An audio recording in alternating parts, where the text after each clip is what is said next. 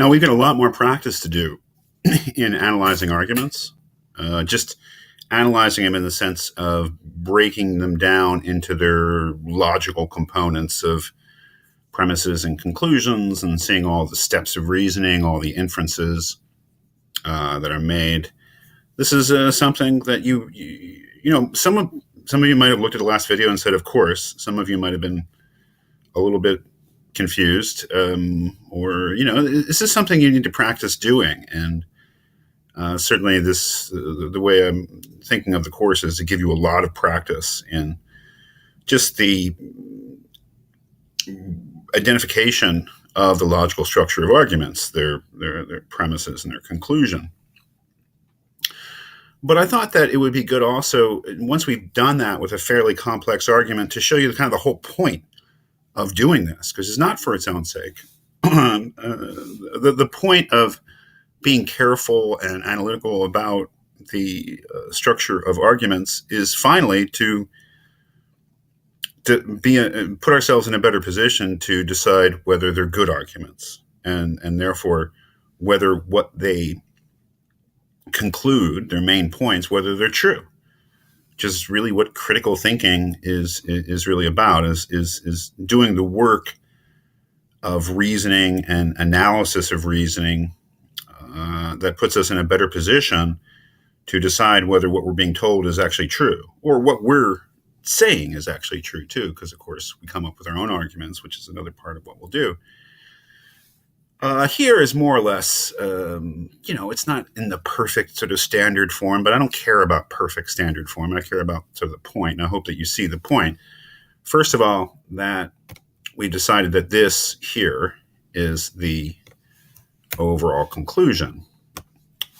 This is what the argument is trying to convince us of at the end of the day, that Bush's decision to invade Iraq was a tragic mistake. Generally, that the war itself was a mistaken war, and that Bush made a very, very bad decision when he decided to start that war by invading Iraq. That is ultimately what the author wants us to believe, and he's given us some reasons. The two major reasons are the ones that are actually argued for: that the war was unjust, and that the outcome of the war was disastrous for America, for the USA. Okay. So the first thing we think is, well, okay, if the war was unjust and the outcome of the war was a disaster for the US, would that be good evidence for the conclusion that the decision to invade Iraq was a tragic mistake? That is, do those two premises really imply that the war was a tragic mistake? That's the first question we ask ourselves, right? And that's a matter of judgment. Well, let's think about it. If a war is unjust and its outcome is disastrous for the country that starts it, is it fair to say on that basis that the decision to start the war was a tragic mistake? I think those are pretty good reasons. That is, if those reasons are if those claims are true, that the war was indeed unjust and that the outcome was a disaster for the country that started it, I think that's pretty good.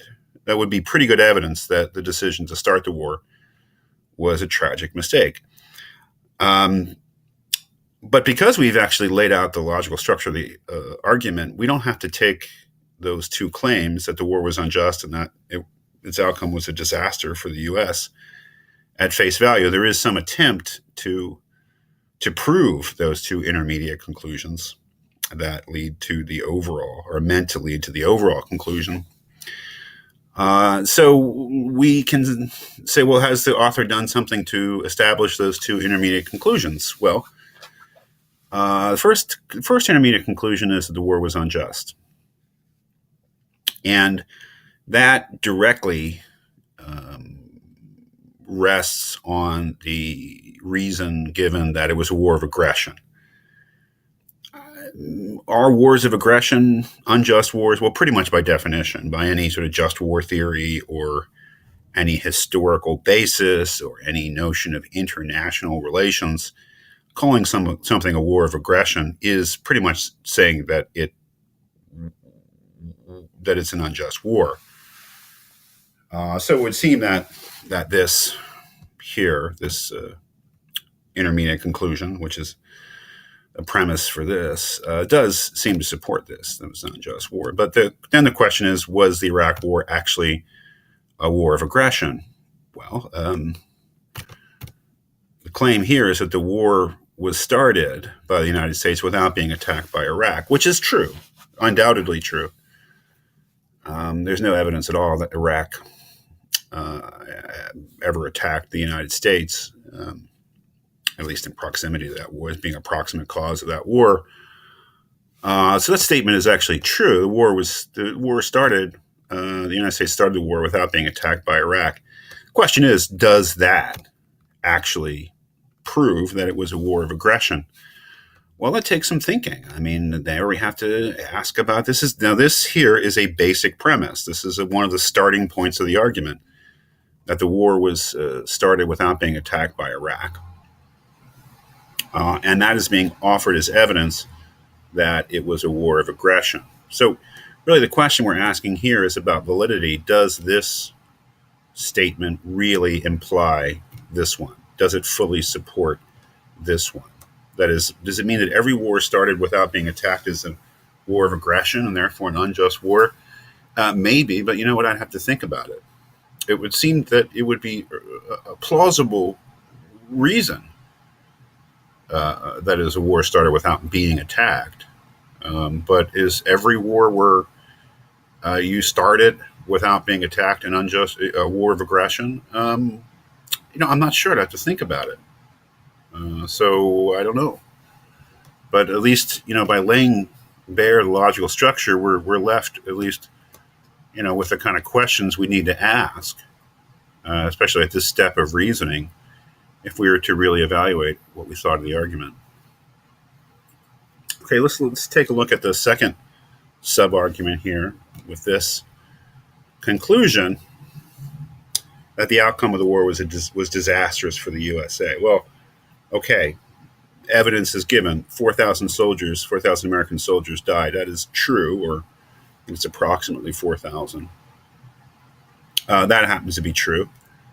A generation of young men and women bear the physical, emotional. Oh, sorry, I messed it up. Maybe I can. Generation of young men and women bear the physical, emotional scars of combat. That's a little vague. That is, a whole generation that might be kind of an exaggeration, since we have a volunteer army in the United States and only a minority of young American men and women actually served. So it might be an exaggeration. Physical and emotional scars of combat. I don't think that's an exaggeration. I mean, a heck of a lot of people came back with terrible physical injuries, and certainly emotional injuries, emotional damage as well. But the truth of this is not nearly as easy to determine as the first premise here, because it's not as precise. The third premise, that is increase the likelihood of terrorism, that's not obvious at all. That's a matter of contention. Some people would say that the Iraq War did obviously increase terrorism, especially against the United States, all over the world.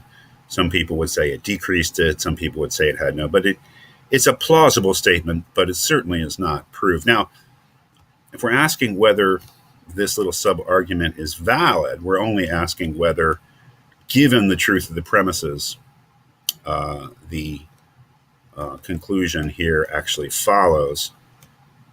Well, let's just say, if we just stipulate the truth of the premises, 4,000 deaths, a whole generation scarred, increased terrorism, therefore disaster for the USA. I would say that's, it's not ironclad, but it really means, it depends what you mean by disaster, I guess.